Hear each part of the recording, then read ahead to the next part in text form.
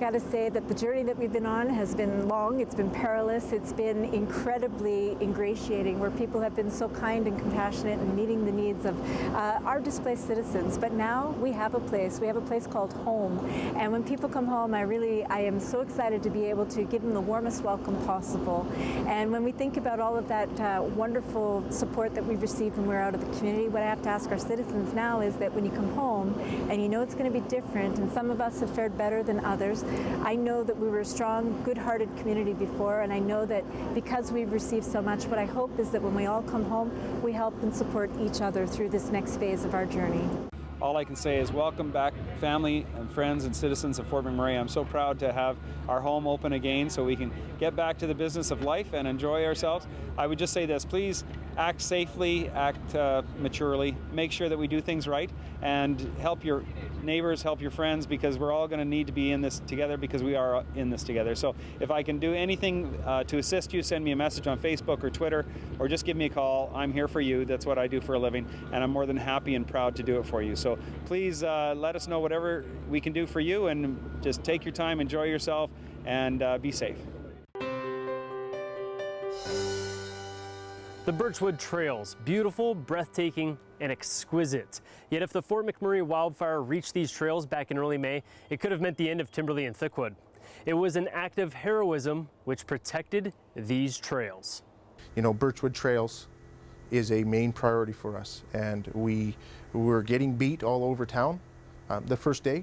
We're getting beat all over town, but we will not lose Birchwood Trails. Had the wildfire reached the trails, 60% of the city would have been lost. It would have been devastating. Sources within the RMWB had already assumed it was about to happen and were bracing for the unthinkable.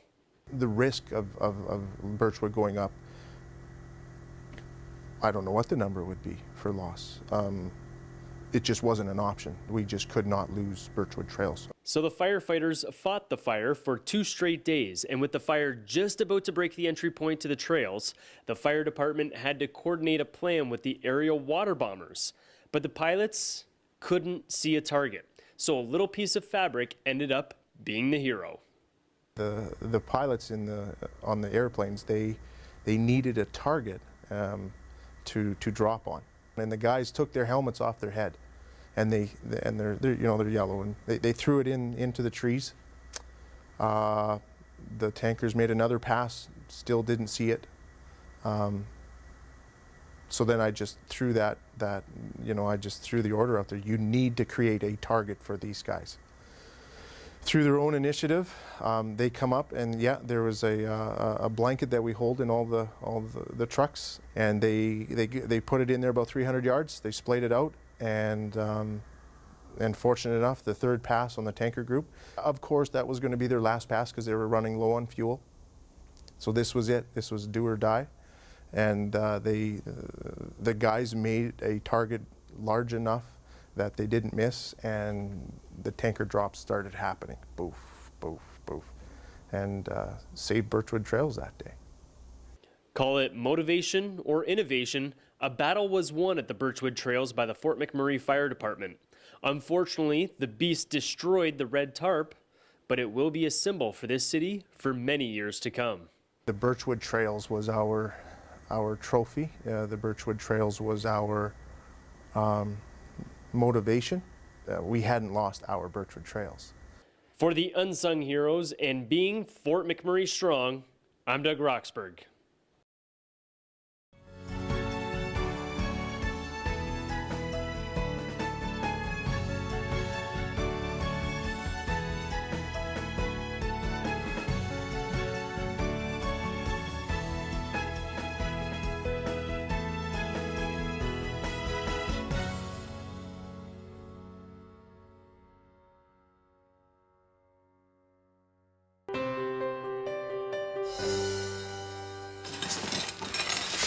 At first glance, you'd think this was just a family cleaning out their garage, but it's actually a garage sale. A coffee maker here, toys for the kids over there.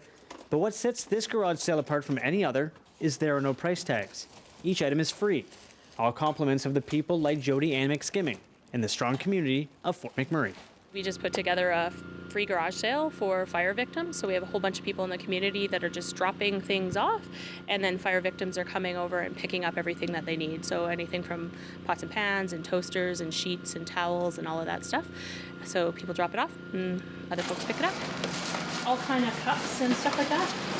McSkimming is no stranger to stepping up for her community. In December, she helps fill 250 backpacks with the essentials with the group Santa Packs for the Homeless. Together with Jordan Adele Simon and the Facebook page YMM Helping Others, McSkimming is now helping victims of the Fort McMurray wildfire. She was kind of advertising that they were going to put together families that they wanted to help on that page, and I just sent her a message and said, hey, let's partner together. So Jordan's been really kind of driving and finding the families that need the most help, and we've been collecting the donations and finding the people to sponsor the families to make sure that we get the right stuff into the right people's hands at the right times. Since the beginning of the project, the garage sale has become a second job for McSkimming and has since helped an estimated 20 families, and it continues to grow. We've kind of been putting in about 9-10 hour days just helping folks out in the community, and we probably are loading between 9 and 10 truckloads a day of fire victims going out with everything that they need, and we're probably receiving between 15 and 20 truckloads a day. But that's not a problem for the longtime resident of this northern Alberta community, because this is where her heart is. It's a big deal. I was born and raised in Fort McMurray, so this is my home. Being evacuated and coming back and still having a home made me feel extremely blessed. So the one thing I could do was offer the space to do something like that, but it's a heart-touching thing. You know, this is our neighbors. These are my people. These are who we care about. Continuing to assist those who lost everything to the fire, for Fort McMurray Strong, I'm Craig Momney. What do you got? I just got one person, so small, one woman. Okay. It's a pretty amazing feeling that we've been waiting for, working for about 2 weeks now, and it's going pretty well. The Wood Buffalo Food Bank reopened its doors on June 11th for the first time since the evacuation, but not without anticipating a high number of clients expecting to utilize its services. We're preparing for 1,000 families this month, where we've been kind of averaging around 500 families a month prior to this. We're hoping that doesn't happen. We're hoping that people are in a good enough position to be able to take care of themselves, but we're also we're preparing for that, and we're telling people, you know, like, put your pride aside. You've suffered enough. Don't make food another hardship for your family and yourself. Higher than normal client usage isn't rare for the executive director. Johnson saw a large increase in families utilizing the food bank services in 2014-2015 due to the economic downturn and the drop in the price of oil. We had experienced a 72% increase in 2015 over 2014. January, February, and March, we were between kind of a 40 and 50% increase each month over the same month last year.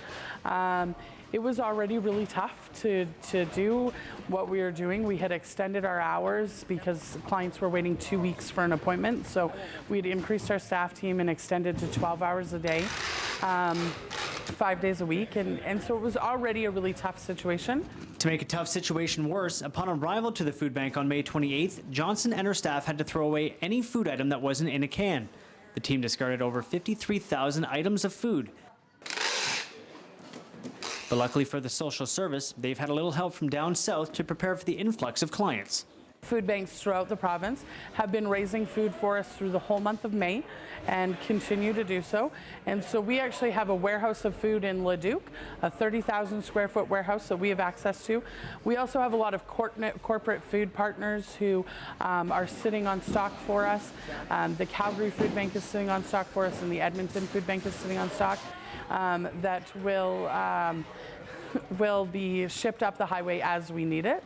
3 tractor trailers of food have already made the trip up Highway 63 to the Wood Buffalo Food Bank. And in regards to the expected rise in usage, the food bank will reassess the situation in August. For Fort McMurray Strong, I'm Craig Momney.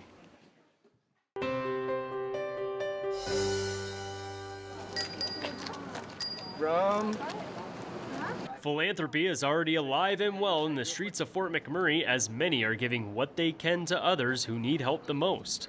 Adults usually have an easier time fending for themselves and kids, so it's the children who are receiving the love from many people in the community.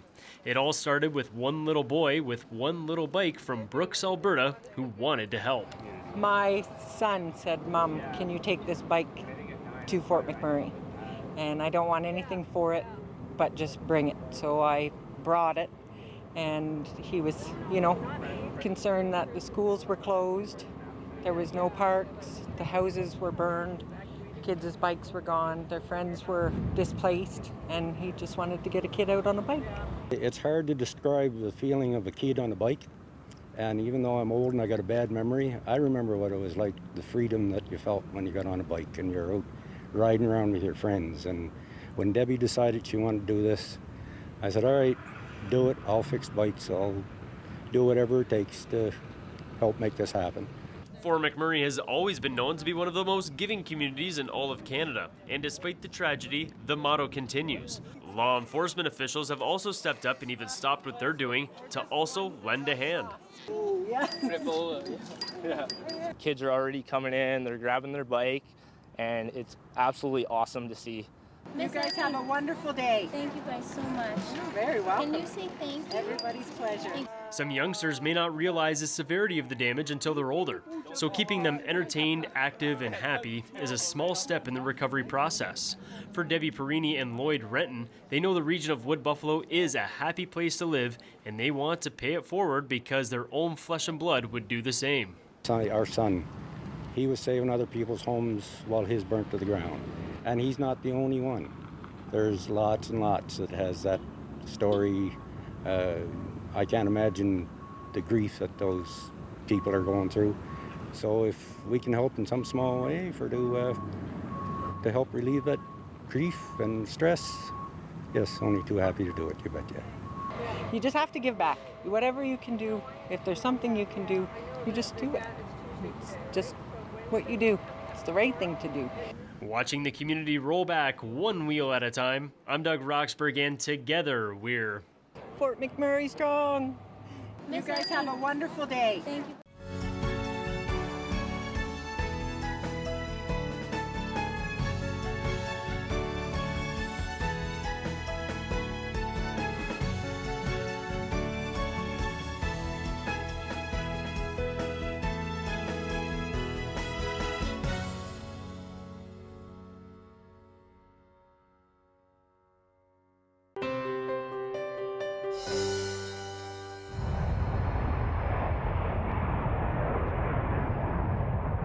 Getting out of a city during a mass evacuation was easier said than done, and leaving Fort McMurray, you only have two options: by land or by air. For those going by air, WestJet was one of the companies who stepped up to assist the people getting to safety. The Tuesday when everybody was evacuated, we had canceled our service out of Fort McMurray. The next day we went in and we had, because a bunch of people were stranded at the airport, so we put 3 flights in, and basically anybody who was at the airport at that time, we get on the aircraft. We want everybody to get to safety. So it was a little bit of just like whatever needs to be done to get everybody out, we did. WestJet didn't just help those at the airport, as many residents were stuck north of town at the campsites provided by the oil sand companies. So with the support of Shell and Suncor, WestJet was able to get more workers, children, and pets to a safer environment through their chartered flights program. So anybody who had arrived at these camps, we weren't charging them, but it was definitely being paid for by Suncor and Shell to, it was helping evacuate their staff, and then anybody else, including, children and a lot of pets. I'm sure you saw the social media feeds around the dogs on the plane. Anybody who showed up, get on the plane and we're going to get you out.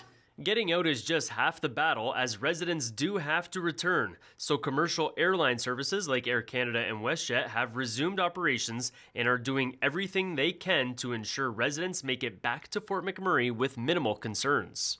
We're making adjustments in different markets right across the country, adding more seats into Alberta, so those people that went back to Atlantic Canada, for example, we're now getting them back into Alberta to pick up their cars. We do have a 25% promo code for flights up until July 31st. We have waived all baggage fees for people who are returning to the area to Fort McMurray. We've also waived the pet kennel fees. We've worked with Transport Canada to ensure that anybody who did leave the area that doesn't have ID, that they will be able to fly. We just recommend that they get to the airport with extra time to make sure that they can have a full screening before they get on the flight. So getting back will be made easier by the airlines as core infrastructure continues to be improved upon each and every day in Fort McMurray. The airlines will be doing what they can, and our Happy Air service has resumed to the north. You know, we'll just keep supporting this story and these great people of Fort McMurray. Everybody's hearts have been with the community since we saw the devastation occurring at the beginning of May, and we're very proud to be able to support your community during this devastating time, and we're going to be here for you for the long term. With an eye on the skies and being Fort McMurray strong, I'm Doug Roxburgh. I'm at McDonald Island Park with the Suncor Community Leisure Center and Shell Place with Annette Antoniak, the CEO of McDonald Island. And there's a couple of big events happening on June 29th, events that are designed to bring the community together. What are the events, Annette? Well, it starts off in the morning with our pancake breakfast from 9 a.m. till 11 a.m. And our feature is Brett Kissel, who will be performing that morning. So he's going to be in the morning, pancake breakfast presented by Smitty's, correct? And people will have a chance to see him in action before he actually gets in action at Commonwealth Stadium in Edmonton. That's right. And there's an event happening later on that day. What is it? There is. Our doors open at 4 and it's free for the entire community. And so we'll be taking the live feed from Commonwealth Stadium for the Fire Aid concert. And so at 5 p.m. it starts, and we have George Canyon who will be emceeing the entire evening. And so we will have a satellite feed going back and forth from Shell Place to Commonwealth Stadium and back again. So you'll see all the performers that are playing at Commonwealth on a huge screen here at Shell Place. It's actually 32 by 42, so it's huge. That's a big screen. It is. And that is, of course, the Fire Aid concert headlined by Nickelback at Commonwealth Stadium. That's a fundraiser to help support local charities right here in Fort McMurray. So you might as well come check it out here at Shell Place because it's free of charge and that concert is of benefit to you. Anything else you want to add to that spectacular day there, Annette? We just want to see everyone come out and enjoy and reconnect. You know, people are slowly coming back into the community, and this is an opportunity to meet your neighbors, meet your friends, family, and enjoy an evening out. Reconnect, that is the big word that we're getting out of this. We're trying to get a sense of normalcy here in Fort McMurray. Obviously, we know part of the town has been devastated, but this is your chance just to get back into a little bit of a routine and back with your community members to celebrate that we are strong and we are here to rebuild. But thank you very much, Annette, for joining us. We have more Fort McMurray Strong right around the corner.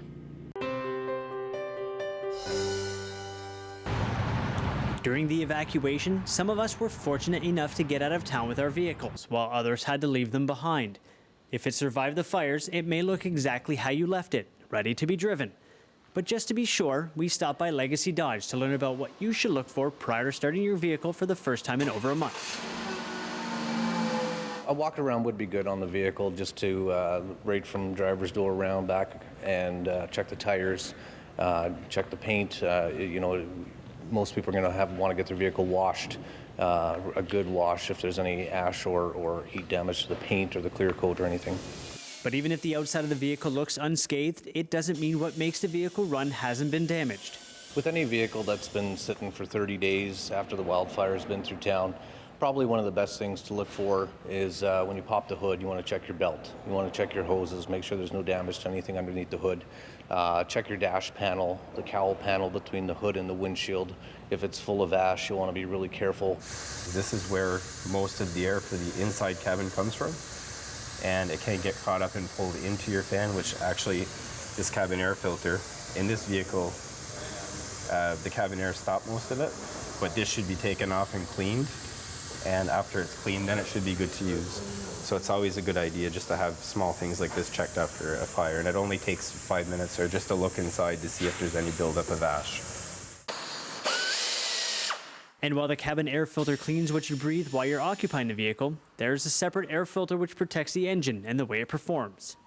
So if I don't change this, how can that damage my engine? Well, you're looking at increased fuel economy. because your engine is not breathing as well as it should.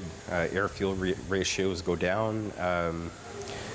It can cause starvation of air to certain components. As you can see, this vehicle is equipped with an onboard computer system which is attached on top of the air box.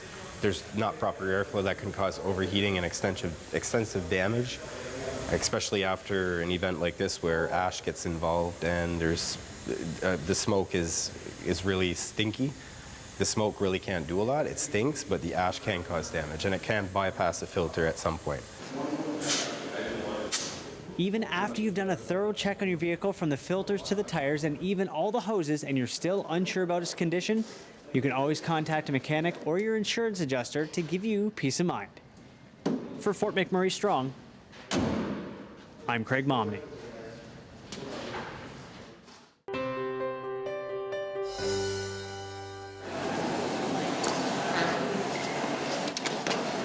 Air service in any community is an absolutely vital component of a community's economic viability, and so we've been prevented from doing commercial service for obvious reasons because of the firefighting for over 5 weeks. So the phased re-entry of that service is just a huge milestone for the community and for our airport authority and all our partners. Commercial air service is back in Fort McMurray as many residents are making their return home. The main terminal was a main priority for the first responders and is functioning once again despite some hangars and facilities being lost near the old terminal. On the first commercial flight back into the city, the aircraft became very quiet as people prepared for re-entry. As we approached the airport and people could see out the window what sort of the magnitude of what had happened here, it was quite quiet and somber. As people looked out, then you could see houses that had been lost. You could hear a pin drop on the aircraft as it circled to land. People who were looking out the window were seeing from the air on a nice clear day the results of the disaster, and it was quite an impact for them. When you look out there, you see everything that used to be, full of trees, and where it jumped the river and everything like that. It's pretty, yeah. Operations have taken a hit financially over the past month and a half. Instead of taking in approximately $3 million in the month of May, it will be zero. Insurance will help mitigate some of that cost, and operations should be back in full swing in the coming months. And I'm expecting by November, December, we should be back to a more normal operation, the kind of growth perhaps that we saw in the last few years. As the day wears on, we'll have flights coming in from Vancouver, Edmonton, Calgary, and Toronto. And, we're eager to get back to normal. Obviously, we'll be working with the local officials because there are still some restrictions because they've got important work to do. They're still fighting some fires, and we'll work with them. But we'll get back to our regular schedule as quickly as possible. As more residents look to return, the core facilities look to continue to restore their operations. It will take time, and it will take patience. Together, we are Fort McMurray Strong. I am Doug Roxburgh. We're never going to forget. It's going to be something we're never going to ever forget. But in the same token, it's going to drive us to put things back together that much quicker. Chris Hampton is one of many Shaw employees helping to get services back online in the affected areas after the wildfire. And he was eager to get back to work. It was my chance to give back to it. Not as in a Shaw thing. I mean, that was part of it, but as my whole life, 16 years I've been here, and this has given me the most I've ever had throughout my life. So it was the one time I could give back to this community. Hampton is part of a small team of 32 in Fort McMurray. They all safely evacuated the town on May 3rd, but not without loss. The homes of 4 employees, including Hampton's, burned down during the blaze. Hampton may have lost everything, but his spirit is still intact. I'm not the type of guy that's going to sit around and say that's not my job or leave it to somebody else. It's like, hey, we're here, let's do this, let's do what we can. And like I said, it's my chance to pay Fort McMurray back for all the things that it's done for me. A lot of those people who lost their houses were the first to raise their hand and say, I want to get back, I want to help rebuild. We need to be there for our customers. And I think it was important for everybody to get back and help out as much as they could. Known for their assistance in recent disasters like the floods in southern Alberta, Hampton says Shaw has been a big part in supporting those affected in Fort McMurray, and feels the company he works for looks at his customers more like a community than just a name on an invoice. Shaw really sees our community as a family, not as individuals and people that just give us money for a product, right? I think we're a little bit more invested into our community than that, and that's what I love about this place. A sentiment shared by fellow Shaw employee Colleen O'Hara. We know what Fort McMurray is. Fort McMurray is not just the oil sands. Fort McMurray is a community. It's a home. Whether we have a home or not, welcome home and Fort Mac is back is so much more than just work. You know, it's community, it's pride, it's our homes. This is home, and this is where we belong, and this is where we will rebuild. Sometimes people ought to think this is a transient town. You know, people come here for the work, but it's not like that. It's more than that. It's a family. It's a community, like an actual community. Like a lot of people come from other places and say they have a community, but when we overall look at things, I think that a lot of people would understand this is probably a better sense of a community than anything else. Continuing to support those returning to the region, for Fort McMurray Strong, I'm Craig Momney.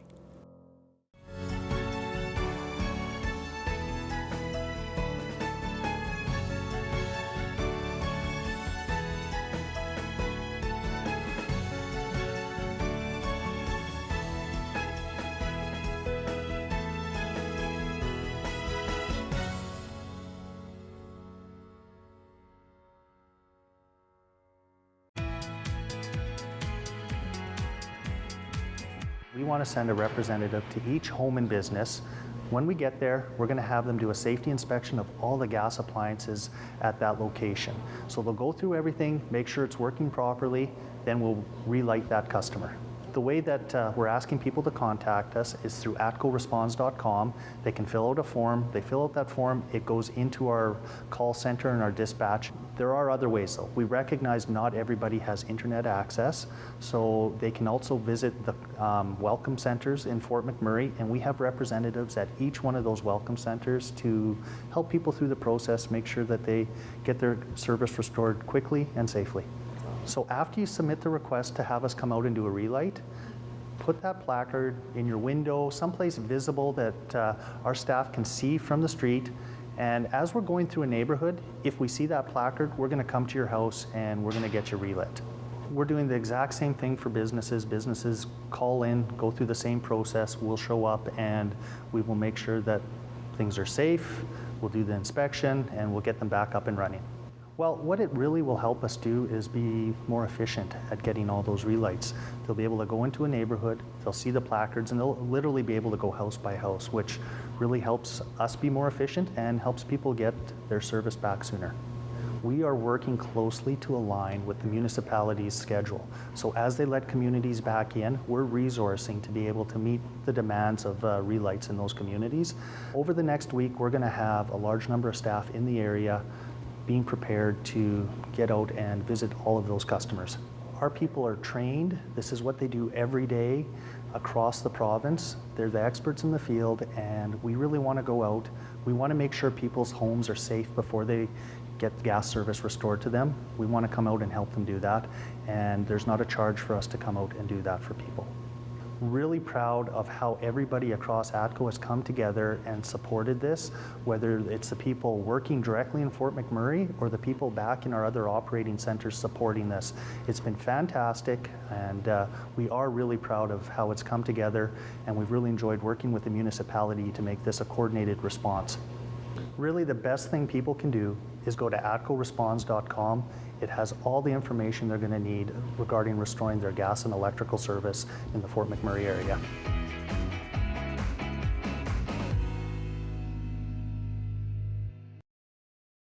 We have created this dedicated Shaw TV channel to help Fort McMurray residents stay connected to the latest community news and developments as they return home following the devastating wildfire in May. If you have important information or a story idea, please contact edmmc@sjrb.ca.